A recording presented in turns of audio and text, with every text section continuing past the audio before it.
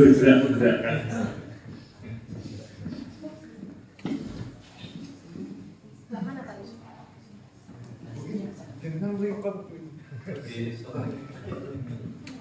Pak Ali minta tolong sebentar kamera yang sana. Belum punya. Baik Bapak Ibu, sebentar dia nunggu kameranya nyala nanti. Bu Vicky bisa dicek kameranya itu nyala. Soalnya belum bergerak seperti itu Bapak Ibu. Nyala ya sudah rekam. Nggak jalan tiga. Monggo Bu Vicky bisa bergeser ke sampingnya Pak. Sudah. Baik, Bapak Ibu, assalamualaikum warahmatullahi wabarakatuh. Pada kesempatan hari ini, alhamdulillahirabbil alamin, puji syukur selalu kita limpahkan kehadirat Allah Subhanahu wa taala yang telah memberikan kita semua kesehatan, nikmat sampai jam 14.10 kalau nggak 14.15, walaupun bokong-bokong panas tapi masih siap di sini ya, walaupun agak terpaksa ya. Tapi harapannya nggak terpaksa aja, karena kalau jenengan duduk seharian di sini kan ya lama gitu. Apalagi tadi sudah ada lele gitu. Jadi kan energinya kan ya masih ada gitu. Nah alhamdulillah, kemudian kedua kalinya semoga salam tetap tercurahkan pada junjungan kita yaitu Nabi besar Nabi Muhammad SAW. Alhamdulillah kita semua diberikan hidayah sehingga masih memeluk agama yaitu agama Islam. Kan Islam semua gitu, nggak ada yang kejawen di sini gitu. Ya takutnya ada yang kejawen atau gimana gitu. Gini Bapak Ibu, kami di sini mumpung ada momen, karena sebenarnya pemimbasan itu kemarin ada syarat minimal 10 gitu. Itu syarat minimal. Tapi itu berlaku untuk sekolah-sekolah yang kecil karena gurunya cuma 11. Nah di kita kan gurunya banyak, sehingga kalau ngambil 10 kan sawangannya moso SMK kok ibu 10 sing diimbas itu. Sehingga mumpung ada momen rapat, kami ingin menyampaikan hal apa yang kami dapatkan kemarin di modul 1 di Tempa. Bu Intan bisa duduk dulu nggak apa-apa kok. Ya, aku ngadeg, aku sih ngomong suwi kan mesakne to gitu ya. Nah, pada kesempatan ini kami ingin menyampaikan, ini sebenarnya pas sekali Bapak Ibu. Jadi sebenarnya syaratnya kemarin harus 1 jam. Nah, tapi jenengan mendengarkan 1 jam kan ya aku mesti rada piye gitu ya. Nah, maka kali ini kita coba patah saja, ya minimal nanti 45 menit lah, nggak 1 jam gitu. Nah, enggak, tapi nanti nggak lama karena nanti sebagian kita nonton video ya. Jadi ini berkaitan dengan diseminasi pemahaman dan penerapan budaya positif. Ini kalau diterapkan betul di sekolah kita luar biasa. Teorinya loh ya. Tapi nanti coba kita lihat prakteknya seperti apa. Apakah kita sudah bisa menerapkan di budaya positif? Karena memang harapannya sekolah itu ya harus punya budaya yang positif. Monggo next Bu Intan. Nah, ini kita pakai PPT gambar dengan Bu Sri pengawas yang ini ya di sini kalau nggak salah ini ya. Mari belajar bersama saling mendukung demi mewujudkan disiplin positif di sekolah. Itu jargonnya. Jadi disiplin itu tidak akan terwujud kalau jalan sendiri-sendiri. Nggak bisa Bapak Ibu. Mumpung ini akhir tahun ajaran baru, semoga nanti tahun ajaran baru itu kita semua minimal lah disiplin itu harus diawali dari diri sendiri dan saling mengingatkan seperti itu. Next Bu Intan. Nah ini jadi ini agak teori gitu ya biar saya kelihatan kayak materi betulan gitu ya. Nah ini ada foto di situ berkacamata tapi itu bukan Pak Galuh ya, kalau jenengan lihat baik-baik beda sekali ya. Itu kacamatanya pakai ini merupakan salah satu Bapak Pendidikan Nasional ya. Kalau Pak Galuh kan bapaknya anak-anak saja gitu ya. Nah di dalam filosofi pemikiran Ki Hajar Dewantara mengenai pendidikan yang berhamba pada anak, di mana pendidikan yang berpusat pada siswa dengan tujuan menuntut tumbuh kembang siswa sesuai kodrat untuk mencapai kebahagiaan dan keselamatan yang setinggi-tingginya. Mungkin bahasanya terlalu terlalu Indonesia banget gitu ya. Intinya di poin ini adalah kita sebagai guru itu harus mampu memberikan pendidikan sing piye to karepe arek. Gitu loh. Pak, lek arek senengane bolos ya wis jarang bolos. Tapi seperti itu. Pak, lek arek senengane teko telat ya wis jarang telat. Pak, lek arek senengane enggak garap tugas ya wis jarang enggak garap tugas. Bukan seperti itu. definisi berpusat pada siswa itu punya tujuan. Kalau dia bolos tujuannya apa kan nggak ada tujuan. Sehingga dalam poin ini tujuannya adalah mencapai kebahagiaan dan keselamatan. Ben selamat. Nah, keselamatannya seperti apa ya? Salah satunya nanti dalam hal ketika dia lulus, ada yang nanti melalui jenjang ke perguruan tinggi, ada yang kerja, ada yang menikah juga, itu kan salah satunya juga itu ya. Next, lanjut. Nah, ini pendidikan itu menuntun dan pendidik harus mengembangkan minat dan bakat anak sesuai kodrat anak. Ya, teorinya seperti ini Bapak Ibu. Prakteknya dengan kondisi anak kita, apakah bisa itu diterapkan? Jadi pendidikan itu memang kita dituntut menyesuaikan dengan kodrat. Salah satunya apa? Kodrat itu apa sih? Eranya Bapak Ibu. Kalau di eranya Bu Anis mungkin dulu lek mulang maju neng ngarep gak iso ceplas gitu. Eranya. Ayo apalan A B C D, itu adalah era-era seperti itu. Sekarang adalah era yang disebut dengan era milenial. Apa eranya HP? Zaman dulu saya ingat kalau neng kelas bulanan HP serampang di semeni mesti. Ya, karena apa, eranya bukan era seperti itu, kodratnya bukan kodrat seperti itu. Nah, di zaman sekarang coba Bapak Ibu masuk kelas, anak pegang HP, jenengan seneni, lucu. Kenapa? Karena eranya. Jadi kita tidak bisa melawan perkembangan zaman. Yang bisa sebagai guru adalah mengarahkan. Piye carane? Ya piye carane? Ya itu tugasnya guru. Abot ya tugas guru. Ya abot lah, ngopo sampai biar gelem dadi guru. Ya, karena saya juga sudah terlanjur jadi guru, ya ayo diterus nih, wae gak usah balik gitu ya. Nah, yang kedua, pendidikan dan kebudayaan adalah dua hal yang saling terintegrasi dalam pembelajaran. Kemudian, yang ketiga, pembelajaran yang berpusat pada siswa, dan keempat, dunia anak adalah bermain sehingga pembelajaran harus menyenangkan dan memerdekakan anak. Kembali ke poin teori seperti itu. Jadi Bapak Ibu, KIKD materi itu bisa dikejar. Tapi bagaimana cara kita ketika masuk kelas itu membuat anak-anak nyaman? Kadang masuk kelas buka halaman 20, ayo dibaca satu slide, gurunya nyatet. Setelah itu sudah ayo lanjut, itu berarti tidak membuat anak itu menyenangkan. Ben seneng piye? Anaknya berarti kon ngegame seneng kabeh Pak koyo iki. Lah kalau seperti itu maka akan kembali ke poin tidak punya tujuan itu tadi. Sehingga posisi guru di sini harus menyenangkan plus iki lho sing harus menyenangkan kok plus. Ya salahnya belum tadi guru ya, kembali ke poin seperti itu. Nah, kemudian kelima, pendidikan yang menerapkan sistem berpihak pada anak atau berhamba pada anak sehingga tugas guru dilaksanakan dengan tulus, ikhlas dan penuh cinta. Iki karena saya kebetulan nggak mulang TSM iso berteori penuh cinta. Saya nggak bisa membayangkan sih dan mulang TSM wis jam siji pelajarannya matematika arek koyo ngono kuwi turu kabeh kok penuh dengan cinta, ketok lagu Intan lebih cocok gini kayaknya. Nah, next lanjut. Kelas yang mencerminkan pemikiran Ki Hajar Dewantara. Jadi kelas kita nanti bisa kita lihat kira-kira sudah seperti itu apa enggak. Yang pertama, melaksanakan pembelajaran yang bermakna dan menyenangkan juga sesuai kebutuhan murid. Belum kayaknya ya. Karena saya sendiri juga belum kayaknya. Jadi kebutuhan murid itu harus sesuai. Yang kedua, memberikan tuntunan dan arahan kepada peserta didik sesuai kodratnya. Ini sebagian kayaknya sudah. Jadi ketika anak-anak sudah eranya sekarang pakai HP, pakai ini, kita bisa mengarahkan. Delokanmu apa tunggu ya jajal delok sing positif, walaupun itu teorinya hanya terjadi ketika ada gurunya. Bagiannya gurunya yang nge-game dong, TikTok dong, biasanya kan seperti itu. 3, menyadari setiap peserta didik unik memiliki karakter yang multikultural. Nah ini Bapak Ibu. Jadi anak kita memang nggak sama. Kebanyakan anak-anak yang bermasalah, mohon maaf, itu pasti ada tanda kutipnya. Maka tugas kita sebagai guru nggak boleh hanya menjas arek iki lho ndablek. Coba atau diurut. Ternyata kadang orang tuanya broken. Kebanyakan wis kok. Bahkan kalau ada yang curhat ke sini mesti permasalahannya adalah dari lingkungan keluarga dulu. Maka bayangkan wis ndek omah super, neng sekolahan super. Loh arek akhirnya ya lari ke hal yang lainnya. Itulah tugas kita biar bisa membuat anak itu nggak super. Piye caranya? Nanti Bu Intan yang jelaskan ya, lebih cocok kayaknya kalau Bu Intan. Yang keempat, menghindari pemberian hukuman.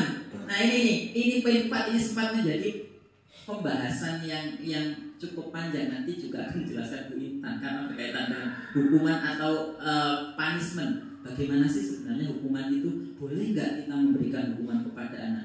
Terus lah ada orang dihukum, Gerdi, lho, sampe telat ora apa-apa pinter ya sesuk-sesuk nek balen ngono. Kira-kira apa ya murid adil dikoloni ngono terus. Nah, itu jadi nanti ada.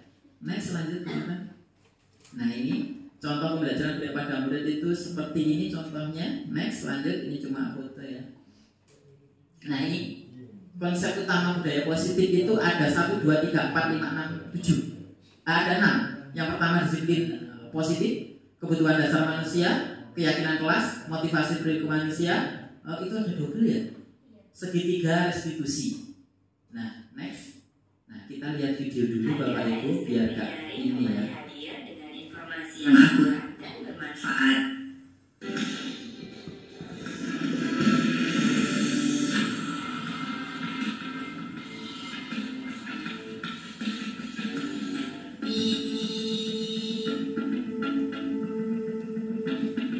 Video menakjubkan seperti ini mungkin pernah kalian lihat. Yap, mereka adalah anak-anak kecil di Jepang yang membungkuk ke arah pengendara.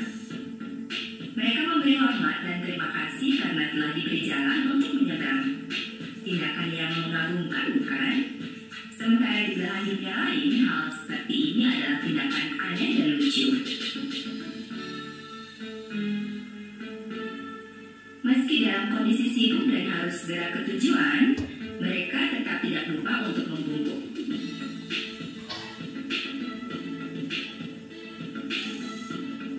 Tidak hanya itu, terhadap robot pun anak kecil di Jepang memberi hormat.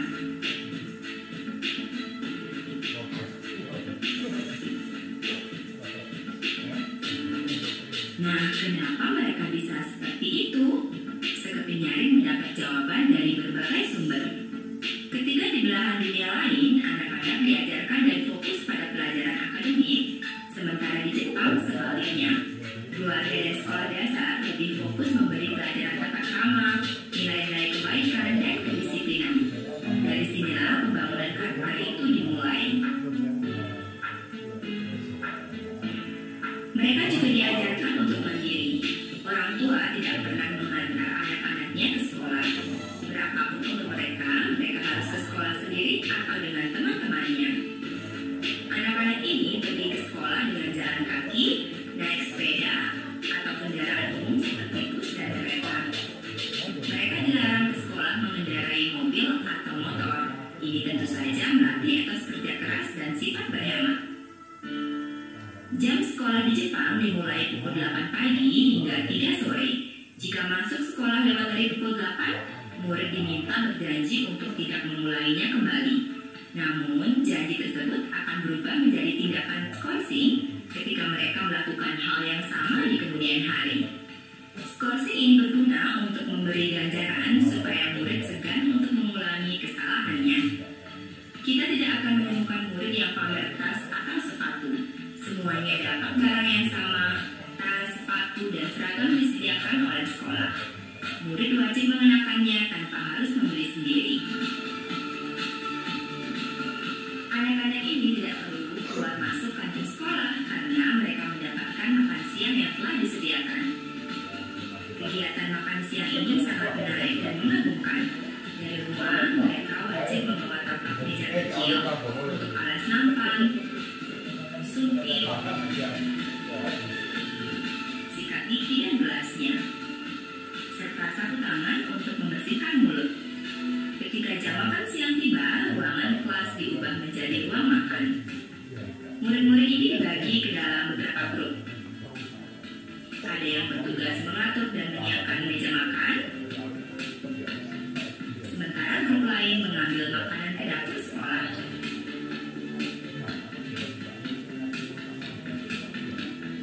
Setelah semuanya siap, ketua kelas didampingi guru membagikan makanan pada masing-masing murid dengan sama rata.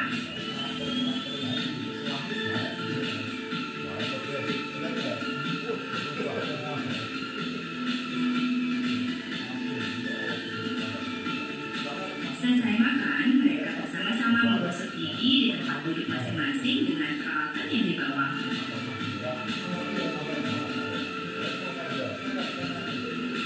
Mereka juga wajib merapikan alat-alat makannya, merapikan dan mengumpulkan sampah yang bisa didaur ulang, membersihkan piring, nampan, dan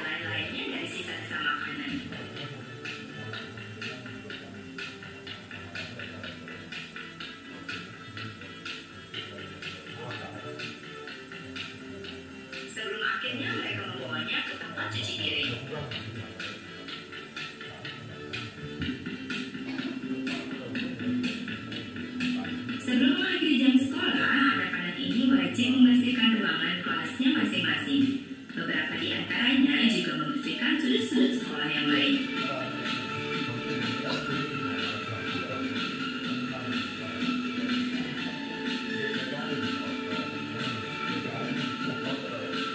Sepulang sekolah, mereka masih punya waktu untuk membantu orang tua. Ini contohnya. Kita lihat anak kecil ini pergi berbelanja ke supermarket dan sekaligus membuang sampah daur ulang di sana. Sendirian.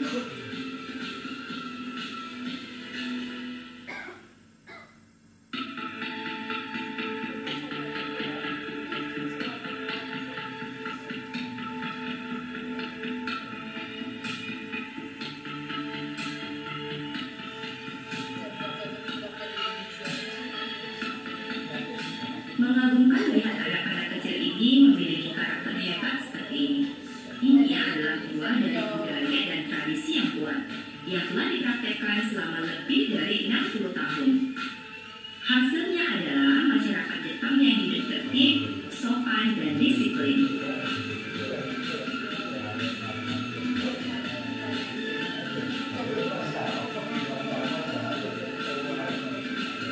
Di setiap sudut wilayah Jepang, kita bertemu dengan orang-orang yang mengantre dengan tertib, berjalan pada tempatnya, dan menghargai orang lain.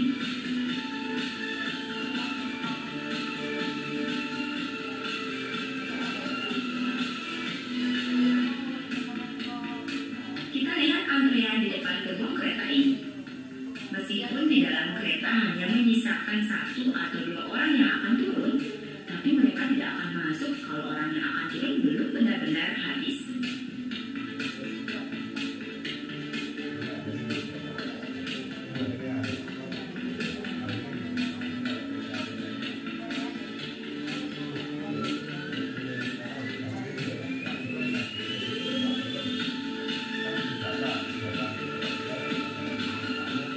Di eskalator ini kita lihat penuh sesak, tapi tidak ada satupun yang menyelokap jalur. Benar-benar mengagumkan, bukan? Ini adalah hasil dari pendidikan karakter usia dini di Jepang. Jepang yang memiliki penduduk 126 juta jiwa adalah salah satu negara yang sangat disiplin, tertib, dan bersih. Dan juga salah satu negara yang tingkat kriminalitasnya sangat rendah. Ini membuktikan bahwa pendidikan karakter di rumah, sekolah, dan di masyarakat sangat penting.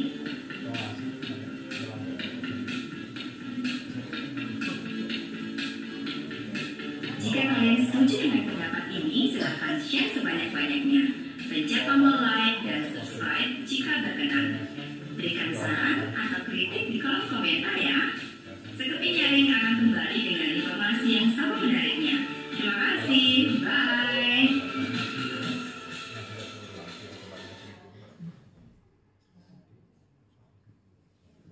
Oke, baik Bapak Ibu, tadi ketika lihat itu kira-kira apa yang ada di benak Bapak Ibu ketika lihat apa murid Jepang tadi ya, begitu apa ya, mulai dari kecil itu kan sudah terjadi pembiasaan yang positif. Jadi disiplin itu tercipta dari pembiasaan. Kulinone piye nanti akan menimbulkan suatu karakter, lah karakter itulah nanti akan menjadi budaya. Di Jepang itu mulai dari TK ya. Lek di kita enek cah TK metu dhewe bondol PPAN. Ya, takut. Ya karena apa ya? Kembali ke lingkungan yang besar. Terus bagaimana? Apakah mungkin kita bisa merubah lingkungan yang besar? Maka dari itu kita usahakan dari lingkungan yang kecil dulu. Yang kecil dalam hal ini adalah sekolah kita.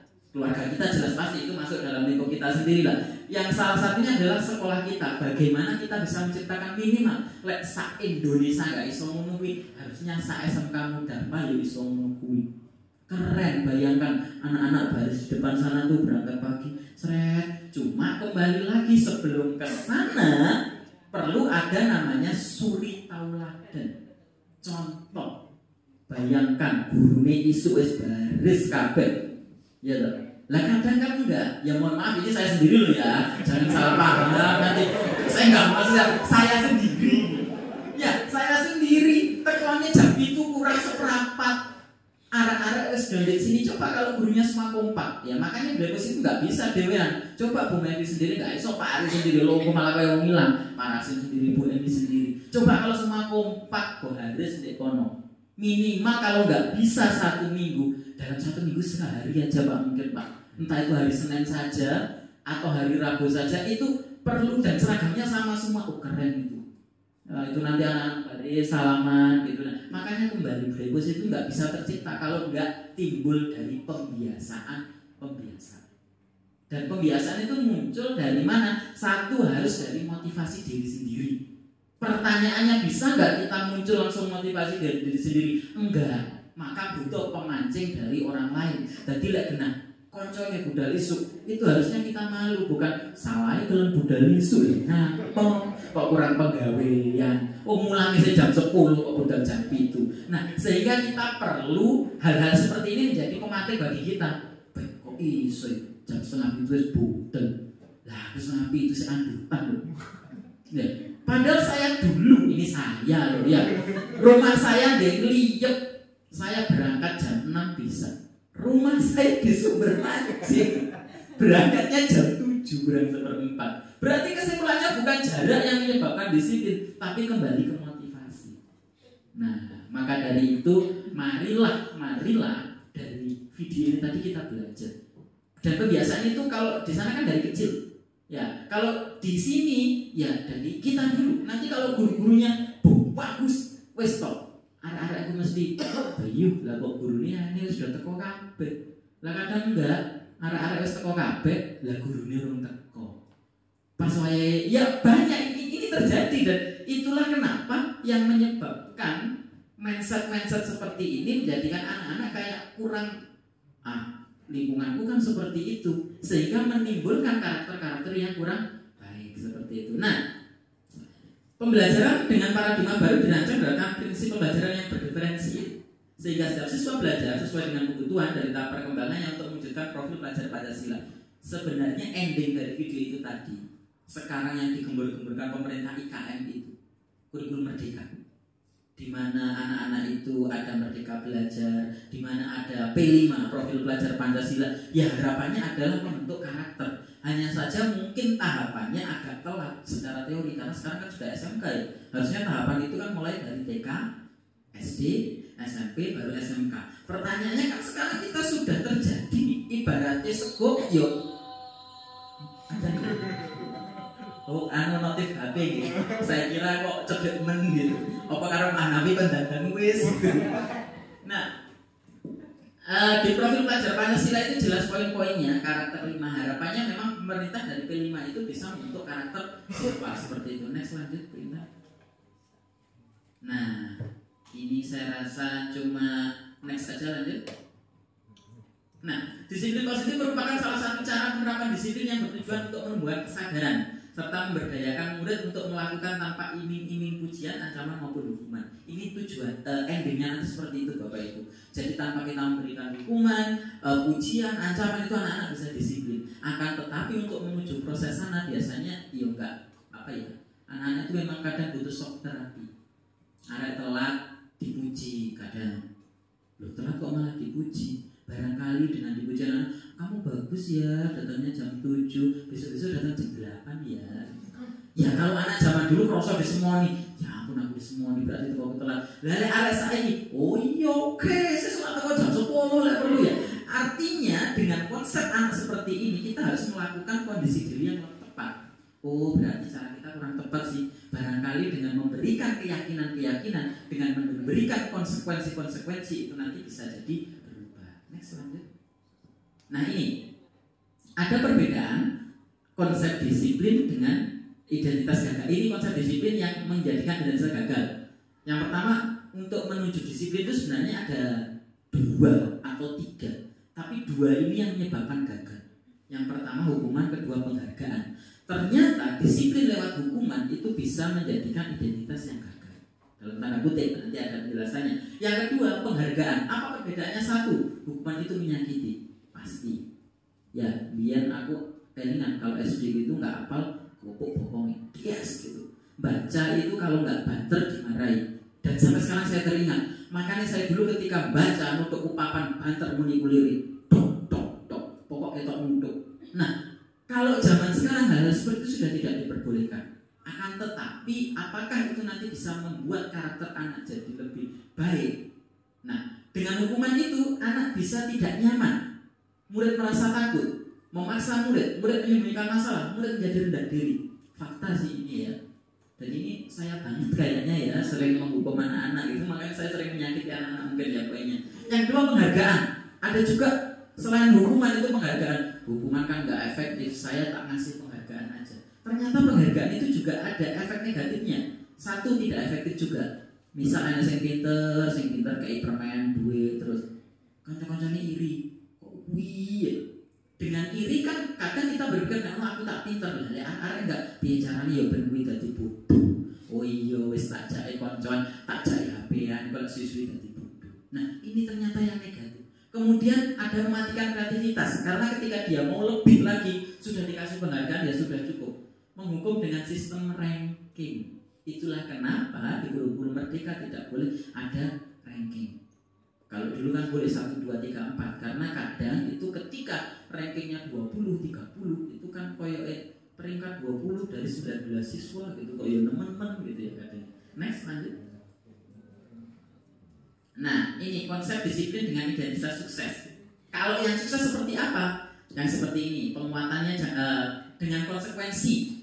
Konsekuensi itu nanti menyebabkan anak seperti apa? Ada penguatan jangka pendek, kemudian perlu monitoring berkelanjutan, ada stimulus respon, murid menghormati peraturan, terus kehilangan waktu untuk merenungi kesalahan. Jadi ketika disiplin diterapkan dengan model konsekuensi, kalau tadi kan ada hukuman, ada penghargaan, dan ini konsekuensi. Konsekuensi itu apa? Ya kita buat aturan-aturan. Sudah ada kesepakatannya. Lek sampean telat 10 menit sampean ini, lek sampean gak garap iki sampean ini. Sehingga itu sudah ada. Bukan kok telat langsung ayo push up 100 kali, ayo lari 200 kali. Nah, itu secara kurikulum merdeka itu menyakiti anak-anak. Next, lanjut. Nah, ini motivasi perilaku manusia. Motivasi merupakan dorongan yang timbul pada diri seseorang, menghindari ketidaknyamanan dengan hukuman, mendapat imbalan atau penghargaan dari orang lain. Jadi ketika anak berubah itu tentunya harus ada motivasi. Pertama, kalau nggak ada motivasi intrinsik dari dalam, ya kita berikan dulu motivasi ekstrinsik. Salah satunya dari apa ini? Dari hukuman, dari penghargaan. Itu adalah ekstrinsik aja. Anak datang telat dihukum itu kan biar besoknya nggak telat sebenarnya tujuannya. Tapi kan belum ada kesadaran anak. Aku tak teko ben sesuk, aku nggak terlambat ben aku sesuk dapat poin ini, ben aku sesuk enggak, mesti anak aku lihat kotoran dihukum ya. Jadi motivasi itu juga ada, tapi itu namanya motivasi ekstrinsik. Next, lanjut. Nah, ini murid melakukan disiplin diri karena kesadaran akan nilai kebajikan dirinya. Ini merupakan motivasi intrinsik. Ketika murid sudah berhasil dari kebiasaan-kebiasaan itu tadi, kemudian dia bisa melakukan disiplin karena kesadaran diri, itulah yang disebut dengan motivasi intrinsik. Next. Nah, ini salah satunya dengan keyakinan kelas. Kalau lebih besar lagi kita bisa menyebut dengan keyakinan sekolah. Jadi sekolah mungkin harus punya keyakinan sekolah, dan ini berlaku bukan hanya untuk siswa, untuk guru. Misal guru ketika hari Senin wajib datang untuk upacara, misal.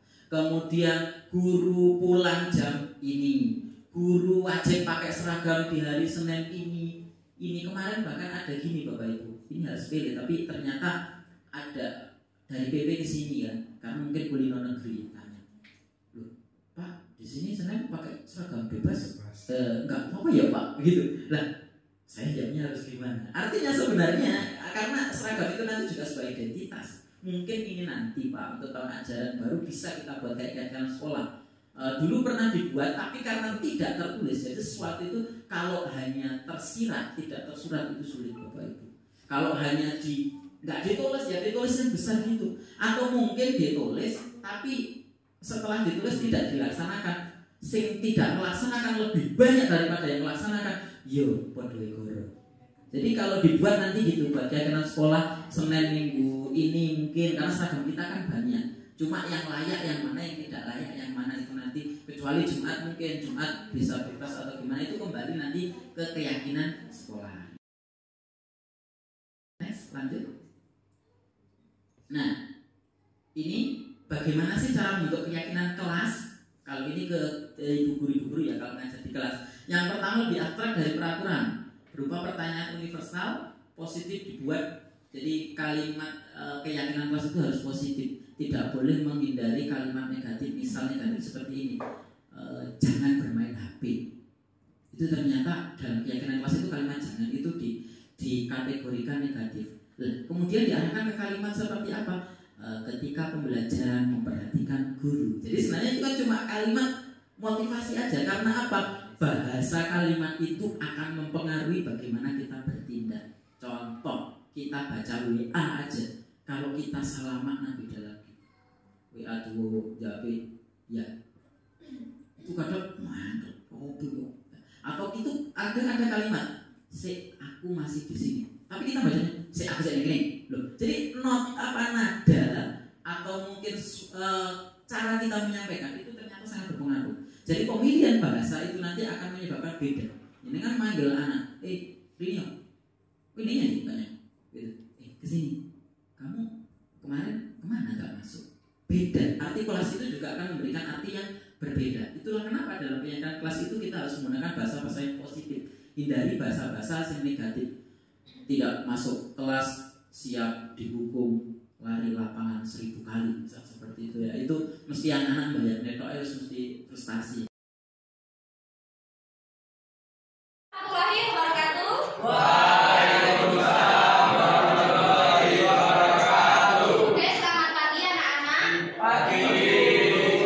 Hari ini Ibu akan mengajak kalian untuk membuat suatu keyakinan kelas. Nah, kira-kira kalian sudah tahu apa belum apa itu keyakinan kelas? Belum. Nah, keyakinan kelas itu kira-kira apa? Keyakinan kelas itu adalah nilai-nilai yang akan kita yakini di kelas ini supaya kelas ini menjadi kelas yang disiplin, gitu ya. Jadi kita akan buat keyakinan kelas bersama-sama yang nantinya juga akan kita taati bersama-sama. Oke, tentunya kalian ini ya kelas ini jadi nyaman, menyenangkan, disiplin, gitu ya. Karena itu kita perlu suatu keyakinan kelas.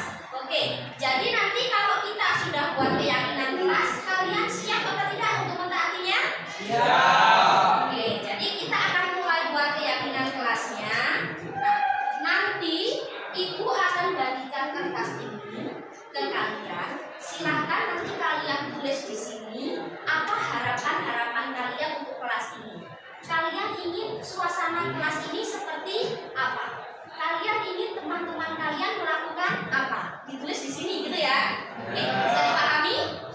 Oke, minta bagikan kertasnya. Silakan ditulis keyakinan kelasnya masing-masing.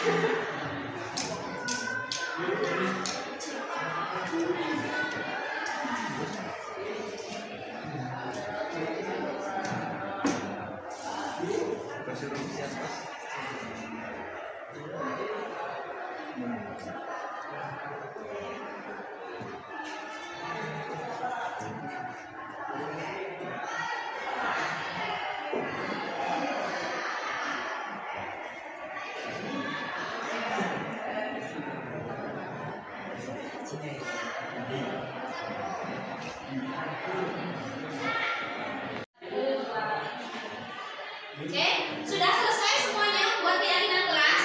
Tentunya sekarang silahkan masing-masing bergantian ditempel di depan sini ya. Oke, silakan maju untuk ditempel.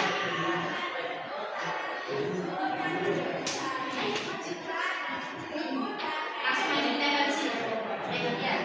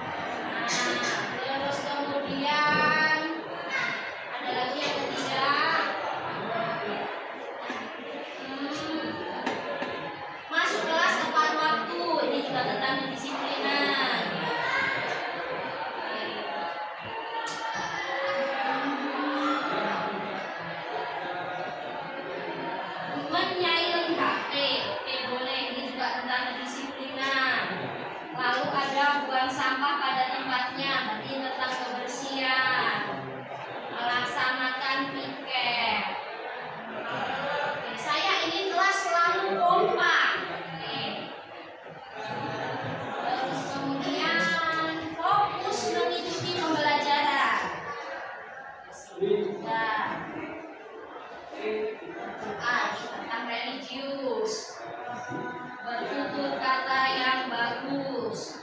Di sini memperhatikan guru, ramah, rukun dengan teman. Oke, ada lagi di sini aktif mengikuti kegiatan di sekolah. Oke, saling menolong antar teman. Di sini suka.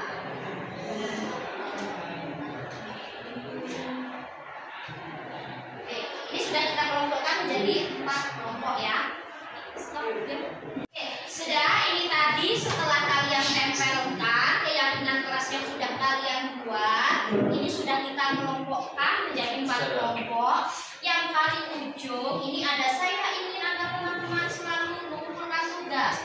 Kemudian ada masuk kelas tepat waktu dan sebagainya. Ini kalau kita jadikan satu karena ini mirip ya, hampir sama. Ini kita jadikan satu, maka kira-kira kalimat apa yang cocok untuk keyakinan kelas kita? Terkait mengumpulkan tugas tepat waktu, masuk kelas tepat waktu, akhirnya bisa itu apa kira-kira kalimatnya? Kalau kita jadikan satu kalimat aja. Kedisiplinan. Oke, boleh. Berarti disiplin. Wah. Selain itu harus apa? Bertanggung jawab gitu ya. Jadi disiplin waktu dan bertanggung jawab.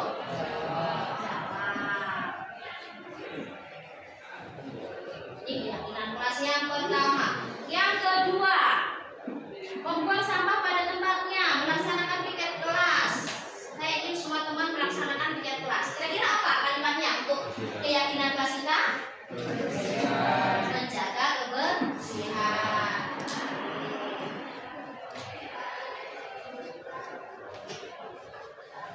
Sekarang yang ketiga ini banyak sekali ini.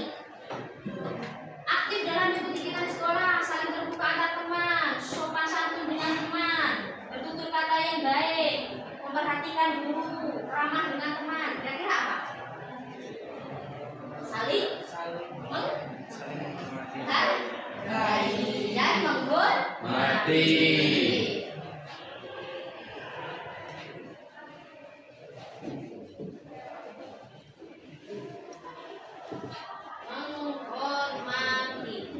Yang terakhir, berdoa sebelum belajar. Kalau ketemu teman mengucapkan salam, assalamualaikum, doa, sholat tepat waktu. Kira-kira terkait dengan apa? Religius. Oke, jadi memiliki karakter religius.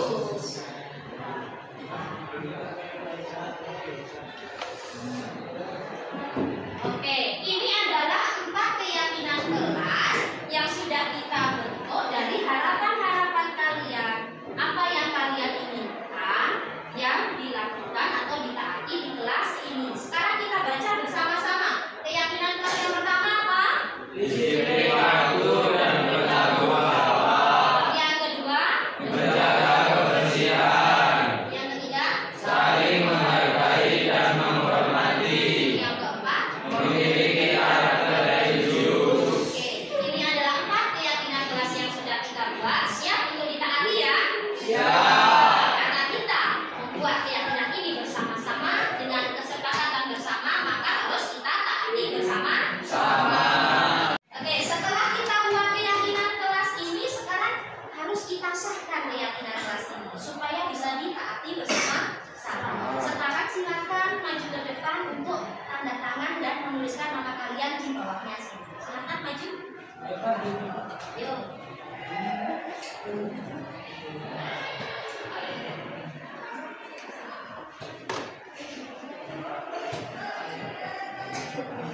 Ayo langsung ya.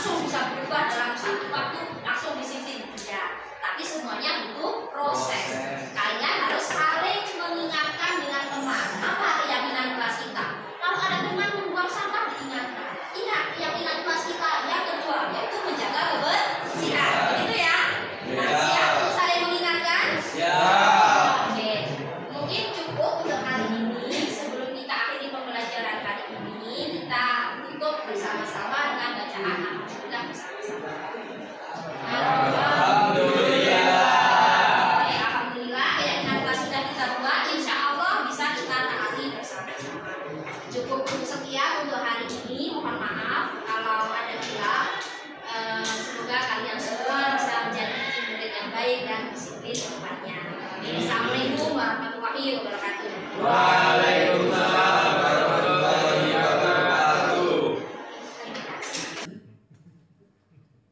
Nah, ini kebutuhan dasar manusia. Ada 5 kebutuhan dasar manusia. Jadi kita sebagai guru itu nanti harus paham kebutuhan dasar anak juga. Yang pertama, bertahan hidup jelas. Sampean pun di sini, jenengan pun semua di sini pasti juga menerapkan prinsip bertahan hidup. Kalau nggak bertahan hidup, aku mulai semua mungkin seperti itu. Nah, itu prinsip pertama, dan saya yakin semua orang itu pasti punya prinsip pertama bertahan hidup. Dan itu juga berlaku untuk anak-anak juga. Yang kedua itu adalah kasih sayang dan rasa diterima. Ini yang penting Bapak Ibu. Kita berharap anak-anak kita bisa menerima, kita bisa memberikan. Begitu juga dengan ruang lingkup Bapak Ibu guru. Semoga kita semua itu juga bisa poin kasih sayang dan rasa diterima. Coba kalau guru-gurunya semua ini juga kompak, semua poin kedua ini dapat, anak-anak itu nanti juga akan menimbulkan lingkungan sekolah yang sangat positif. Yang ketiga, penguasaan. Anak-anak itu semua orang itu pengen atau ada kebutuhan untuk penguasaan atau berkuasa.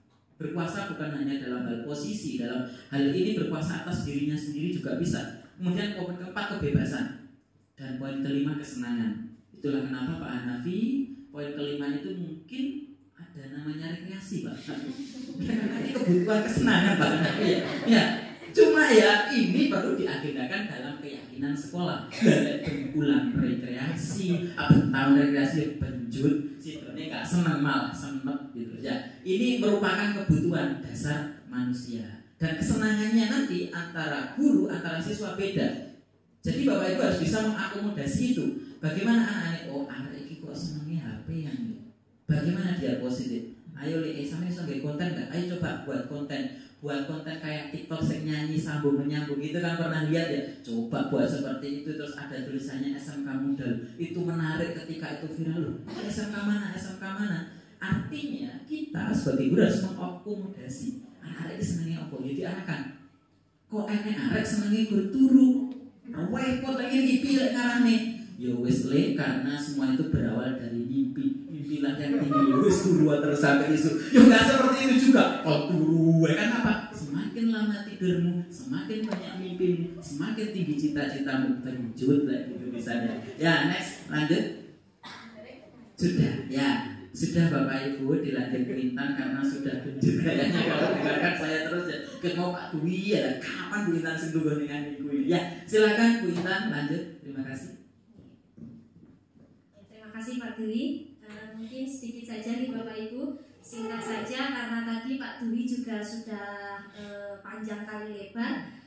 Jadi begini, yang tadi yang sudah disampaikan Pak Dwi itu kan pada intinya sebenarnya cita-cita kita itu kan sebagai guru, kita itu ingin mewujudkan budaya yang positif di sekolah kita, tentunya melalui disiplin positif. Nah, kemudian tapi pada penerapannya ternyata ya memang di setiap sekolah pun pasti ada ya yang masih belum memiliki disiplin diri.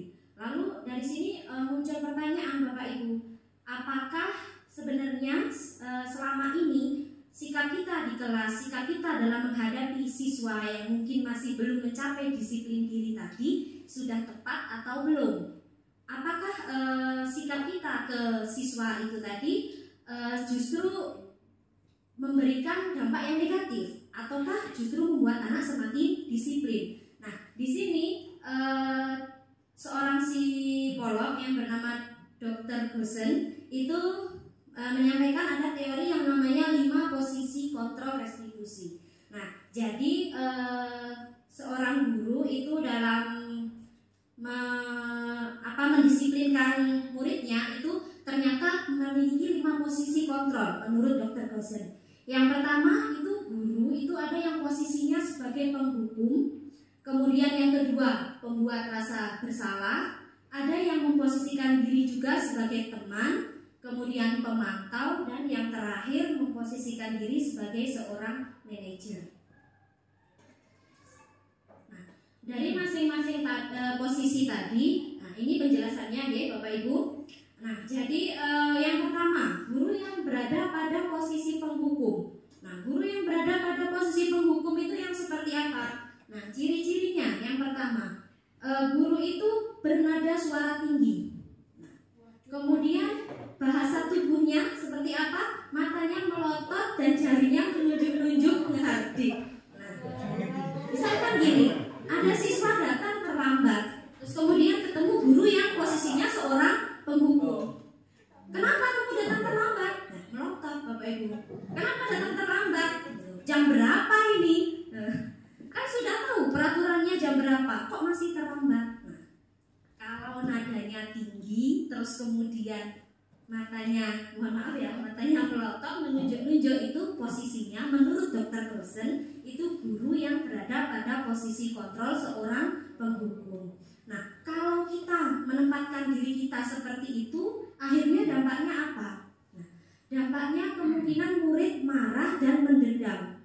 Jadi murid ketika diperlakukan seperti itu ternyata ada yang justru marah dan mendendam, bukannya disiplin tapi mendendam, atau bisa juga bersifat agresif. Terus kemudian yang kedua itu ada posisi teman. Nah, posisi teman itu ciri-cirinya apa? Nada suaranya ramah, akrab, dan bercanda. Bahasa tubuhnya merapat pada murid, matanya tersenyum dengan jenaka. Nah, seperti apa itu? Misalkan kasusnya sama seperti tadi, siswanya terlambat. Kamu kenapa kok terlambat? Nah, gitu. Jadi seperti sama temannya. Kenapa kok terlambat? Setiap hari terlambat terus. Nanti kalau terlambat ibu yang dimarahi sama Pak Kepala Sekolah. Ayolah, jangan terlambat terus. Nah, seperti itu, nadanya halus, nggak membentak-bentak, halus sekali. Nah, tapi ternyata ada dampak negatifnya juga kalau kita seperti itu. Dampaknya apa? Murid menjadi bergantung kepada guru. Jadi kalau ketemu guru lain yang nggak seperti itu, nggak mau nurutnya cuma sama guru yang tadi, yang memposisikan diri sebagai teman tadi. Nah, terus kemudian ada posisi pembuat merasa bersalah. Nah, ciri-cirinya apa? Pembuat merasa bersalah ini nada suaranya mengelas, halus, sedih. Nah, bahasa tubuhnya merapat pada anak dan lesu. Nah, jadi kalau pembuat merasa bersalah itu begini, misalkan contohnya, kok kamu terlambat lagi? Nanti ibu yang dimarahi. Kamu nggak kasihan kalau ibu nanti dimarahi Pak Kepala Sekolah. Itu murid kita sebagai wali kelas kita ngomongnya seperti itu. Nah, itu namanya pembuat merasa bersalah. Dampaknya apa? Murid merasanya bersalah, merasa mengecewakan. Nah, terus kemudian dia juga merasa sebagai orang yang gagal. Kemudian posisi yang keempat itu posisi pemantau. Posisi pemantau itu ciri-cirinya nada suara datar, bahasa tubuhnya formal. Misalkan gini, namanya misalkan Adi, kamu sudah terlambat 3 kali ya. Sesuai konsekuensinya kamu terlambat 15 menit. Nanti kamu istirahatnya juga molor 15 menit. Bahasa tubuhnya nada suaranya datar, tanpa ekspresi, nggak senyum juga nggak marah-marah. Itu pemantau. Nah dampaknya apa? Murid ya tetap aja tidak nyaman. Kenapa? Ya ada konsekuensinya tadi. Nah, telat 15 menit, istirahatnya molor 15 menit. Itu membuat murid juga tidak nyaman kalau kita posisi pemantau. Yang terakhir itu adalah posisi manajer. Nah, ciri-cirinya nada suaranya itu tulus, bahasa tubuhnya tidak kaku dan mendekat ke murid. Nah, kalau posisi manajer ini jadi guru yang menempatkan diri pada posisi manajer itu tidak, kalau ada anak yang melakukan kesalahan tidak langsung dihukum. Kemudian tidak langsung kalau ada misalkan lagi tadi kan siswa terlambat ya, misalkan ada murid yang bertengkar, kita tidak langsung mencari siapa ini yang salah. Tapi kita fokus pada bagaimana memecahkan masalahnya. Masalahnya apa? Kenapa kok bertengkar? Alasannya apa? Kalau terlambat, ya kenapa kok terlambat? Alasannya apa? Jadi kita menggali murid itu melakukan kesalahan tadi itu alasannya apa? Dan kemudian kita membimbing murid supaya dia bisa mencari jalan keluar dari masalah yang sedang dihadapi. Nah, dampaknya murid mampu mencari jalan keluar dari permasalahannya, seperti itu. Nah, terus kemudian, kalau kita menempatkan diri kita pada posisi manajer tadi, diharapkan tadi kan dari 5 posisi ya Bapak Ibu, ada yang penghukum, ada teman, pembuat merasa bersalah, terus kemudian ada apa tadi satunya? Memantau. Terus yang terakhir adalah posisi manajer. Kira-kira menurut Bapak Ibu semua dari kelima posisi yang paling ideal yang mana? Manajer. Yang paling ideal ya? Manajer. Kenapa kok yang manajer? Kok bukan penghukum? Karena penghukum ya tadi ada dampak negatifnya dan begitu juga yang lainnya. Nah, ketika kita menerapkan posisi manajer itu ada pendekatan yang namanya pendekatan restitusi. Nah, bagaimana supaya kita bisa menerapkan posisi manajer? Kita bisa melakukannya dengan pendekatan restitusi. Apa itu restitusi? Nah, restitusi itu adalah proses menciptakan kondisi bagi murid untuk memperbaiki kesalahan mereka sehingga mereka bisa kembali kepada kelompok dengan karakter yang lebih kuat. Nah, ini jadi ada beberapa poin dalam restitusi. Yang pertama, murid menjadi bertanggung jawab untuk perilakunya. Jadi apa yang dilakukan murid, dia bisa mempertanggungjawabkannya. Terus kemudian fokus pada pemecahan masalah. Jadi tidak fokus seperti tadi saya sampaikan, tidak fokus pada siapa yang salah, tapi fokus bagaimana memecahkan masalah. Nah, terus kemudian murid menghormati dirinya dan orang lain. Dan yang terakhir, teori kontrol, yaitu murid menjadi memahami kalau dia adalah yang dapat mengontrol dirinya sendiri. Nah, murid pun menjadi bersemangat dalam memperbaiki kesalahannya. Kemudian selanjutnya ada ciri-ciri restitusi. Nah, ciri-ciri restitusi itu yang pertama adalah bukan menebus kesalahan namun belajar dari kesalahan. Jadi tidak hanya sekedar menebus kesalahan. Ketika kita salah, kita menebusnya bagaimana? Kan biasanya seperti itu. Nah, tapi kita harus bisa belajar dari kesalahan supaya kita tidak mengulangi lagi kesalahan itu tadi. Terus kemudian bisa untuk memperbaiki hubungan. Kemudian ada restitusi itu adalah tawaran dan bukan paksaan. Nah, jadi ditawarkan, kira-kira untuk mengatasi masalah ini apa yang bisa kamu lakukan? Kok kamu terlambat, alasannya apa? Kan tadi gitu. Nah, terus apa yang bisa kamu lakukan supaya kamu tidak terlambat? Itu memberikan tawaran. Kemudian menuntut untuk melihat ke dalam diri, mencari kebutuhan dasar yang mendasari tindakan itu.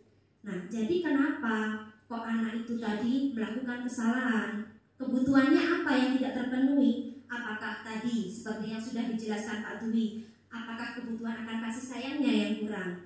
atau penguasaannya atau kesenangannya dan lainnya. Terus kemudian restitusi itu fokus pada karakter dan bukan tindakan, kemudian menguatkan dan fokus pada solusi. Nah, kemudian di sini ada perbedaan antara hukuman ini nanti, kemudian yang selanjutnya apa Pak Turi? Hukuman, konsekuensi, dan restitusi. Nah, jadi gini, kalau hukuman itu diberikan kepada anak itu tidak terencana. Misalkan kamu terlambat, kamu saya hukum push up, itu kan tidak terencana dan tidak disetujui bersama. Nah, tapi kalau konsekuensi itu sudah disetujui bersama dengan anak. Jadi sudah dibuat kesepakatan dulu. Nanti kalau terlambat, konsekuensinya kamu harus tinggal di kelas terlambat 15 menit, tinggal di kelas 15 menit. Itu kan sudah dibicarakan terlebih dahulu, sudah didiskusikan dengan anak, kemudian sudah disepakati. Nah, ketika itu yang kita berikan ke anak itu namanya konsekuensi. Tapi kalau kamu terlambat push up, kamu terlambat lari, itu namanya hukuman. Nah, jadi bisa membedakan ya Bapak Ibu ya. Nah, jadi kalau sudah disepakati dulu, kalau melakukan kesalahan ini, konsekuensinya ini. Melakukan ini, konsekuensinya ini. Nah, itu namanya konsekuensi. Tapi kalau nggak disepakati, langsung ya udah kamu lari, kamu membersihkan kamar mandi. Nah, itu namanya hukuman. Jadi bukan konsekuensi. Terus kemudian,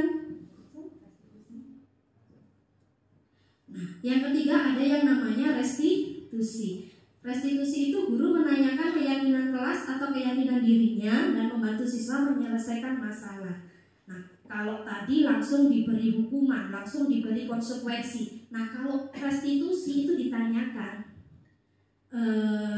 kita kan sudah membuat keyakinan kelas. Nah, keyakinan apa yang kamu langgar kalau kamu terlambat? Nah, alasannya apa? Seperti tadi loh ya, seperti yang saya jelaskan tadi. Lanjut. Dalam restitusi itu ada yang disebut dengan segitiga restitusi atau langkah-langkah restitusi. Nah, harapan kita tadi kan kita menerapkan diri kita, meletakkan diri kita pada posisi manajer, dan penggunaannya dalam posisi manajer itu kita menggunakan pendekatan restitusi ini tadi. Nah, tahapannya gimana kalau kita mau menerapkan itu? Nah, yang pertama, tahapan yang pertama adalah menstabilkan identitas. Nah, jadi kita harus menstabilkan identitas anak terlebih dahulu. Nah, bagaimana menstabilkan identitas? Kita ubah identitas anak dari orang yang merasa gagal karena sudah melakukan kesalahan menjadi identitas orang yang sukses. Nah, jadi ketika anak melakukan kesalahan jangan terus dibuat down gitu ya. Nah, tapi kita ubah dia menjadi orang yang dengan identitas sukses. Setiap orang pernah melakukan kesalahan, tapi yang terpenting bukan mencari siapa yang salah, tapi bagaimana menyelesaikan masalah, seperti itu. Terus kemudian validasi tindakan. Nah, kalau anak sudah tidak merasa gagal, kita validasi tindakannya. Nah, validasi tindakan ini menyatakan semua perilaku itu pasti memiliki alasan. Kenapa kamu melakukan kesalahan itu? Alasannya apa? Itu tahap selanjutnya. Setelah dia tidak merasa gagal, kita minta dia mengutarakan alasan melakukan kesalahan. Dan yang terakhir adalah menanyakan keyakinan. Jadi kita hubungkan yang dilakukan tadi dengan nilai-nilai yang diyakini anak. Sudah sesuai atau tidak dengan nilai-nilai kebajikan yang kita yakini. Kalau kamu melakukan kesalahan itu, apakah kamu tidak melanggar nilai kebajikan kita? Nah, itu pada tahap menanyakan keyakinan. Mungkin itu saja Bapak Ibu dari saya.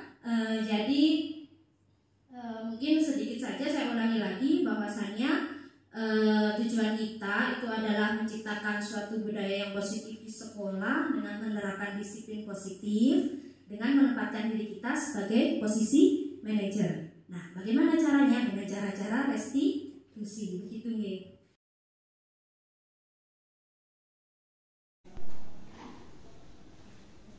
Assalamualaikum Bu Intan. Waalaikumsalam. Silakan duduk Nisa.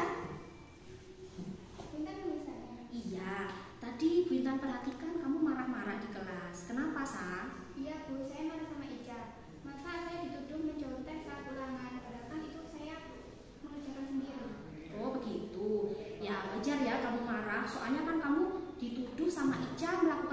yang tidak kamu lakukan.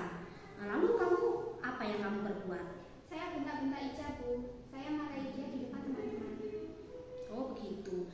Kamu melakukan itu pasti ada alasannya ya, Nis? Iya, Bu. Saya kesal dituduh. Padahal saya sudah mengerjakan ulangan dengan jujur. Ya, ibu bisa memahami kalau kamu marah. Ibu juga menghargai karena kamu sudah tidak bertindak lebih jauh lagi. Misalkan kamu sampai memukul Ica, itu tidak boleh ya. Nah, sekarang ibu mau tanya, tindakan kamu marah-marah ke Ica sampai membentak-bentak Ica di depan teman-teman itu sudah benar atau tidak? Tidak, Bu. Saya menyadari kalau saya sudah melanggar keyakinan kelas kita untuk saling menghargai sesama teman. Seharusnya saya bisa lebih bersabar. Oh iya, benar. Sekarang kira-kira apa yang bisa kamu lakukan untuk memperbaiki masalah ini? Saya akan lebih bersabar, Bu. Dan jika ada teman yang mengatakan hal yang tidak benar tentang saya akan menjelaskan dengan tutur kata yang baik. Iya, benar. Semoga kedepannya lebih baik lagi ya, lebih bersabar lagi. Dan kalau memang nanti ada teman yang menuduh, bisa disampaikan dengan baik-baik. Nah, supaya Nisa tidak melanggar keyakinan kelas kita lagi. Itu ya. Nah, oke, sekarang Nisa boleh kembali ke kelas. Terima kasih, Bu. Assalamualaikum. Waalaikumsalam.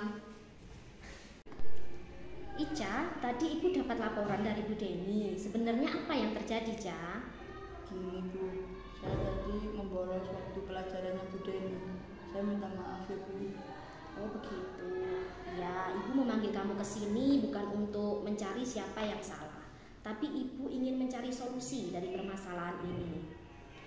Gimana kalau sekarang kita cari solusinya bersama-sama? Kamu pasti punya alasan ya, Ca? Kenapa kamu membolos? Pelajarannya sulit, Bu. Saya harus menghafal banyak kosakata. Saya juga harus praktik bicara bahasa Inggris depan kelas. Oh begitu. Iya, Bu Intan yakin memang sulit ya berkomunikasi dengan bahasa asing itu. Bu Intan memahami kalau kamu kesulitan.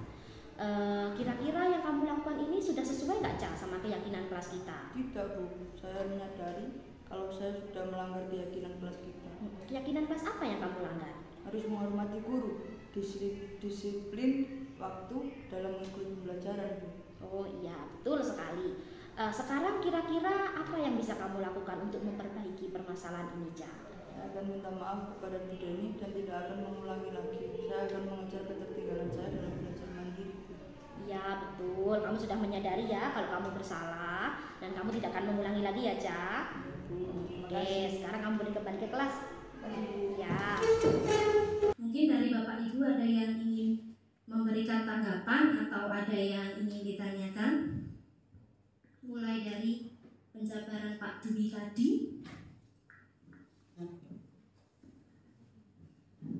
Baik, Bapak Ibu, saya rasa karena matahari sudah semakin berjalan menuju ke barat dan sudah paham jelas semuanya, karena memang sudah guru, kalau nggak paham berarti jadi siswa saja, kan seperti itu ya.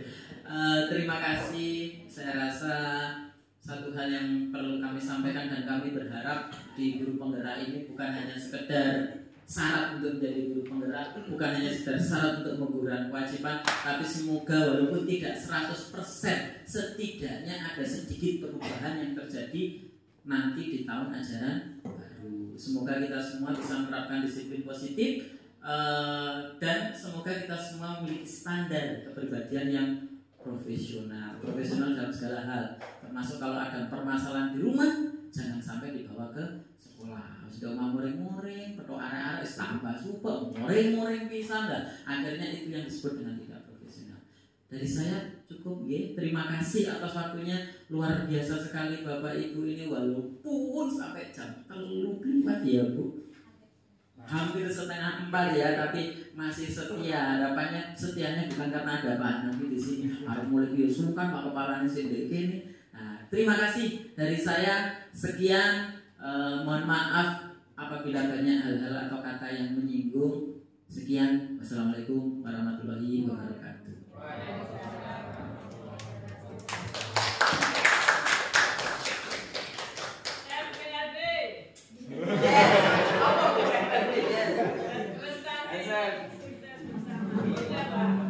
Sudah.